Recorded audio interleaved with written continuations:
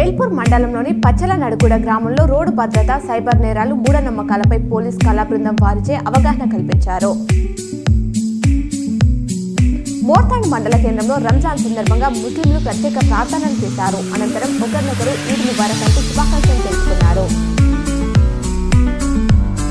జక్రాన్పల్లి మండలంలోని అన్ని గ్రామాలలో రంజాన్ సందర్భంగా ఈద్గాల వద్ద ప్రత్యేక ప్రార్థనలు నిర్వహించి అలైబలై చేసుకుని ముస్లిం మైనార్టీ సోదరులు ఒకరినొకరు శుభాకాంక్షలు తెలుసుకున్నారు.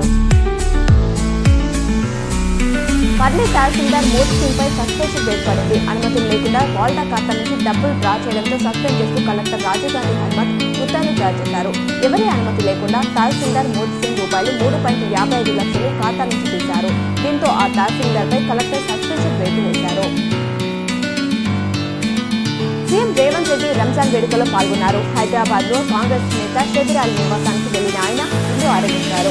ఆయన వెంట ఎమ్మెల్యే దానం నాగేందర్, తదితర కాంగ్రెస్ నేతలు ఉన్నారు. మరోవైపు హైదరాబాద్ లోని మక్కా మసీద్, మీర్ అలం దర్గా సహా ఇతర మసీదులో ముస్లిం సోదరులు ప్రత్యేక ప్రార్థనలు చేశారు. భద్రాచలంలో ఈ నెల 10న నిర్వహించే శ్రీ సీతారాముల కళ్యాణ తలంబ్రాలను ఆన్లైన్ బుకింగ్ ద్వారా ఉమ్మడి జిల్లా ప్రజలకు అందించనున్నామని ఆర్టీసీ ఆర్ఎం రెడ్డి తెలిపారు. ముత్యాలతో కూడిన ఒక ప్యాకెట్ ధర ₹151 అని, ఒక వ్యక్తి 100 ప్యాకెట్ల వరకు www.tsrtclogistics.in వెబ్సైట్ ద్వారా బుక్ చేసుకోవచ్చన్నారు.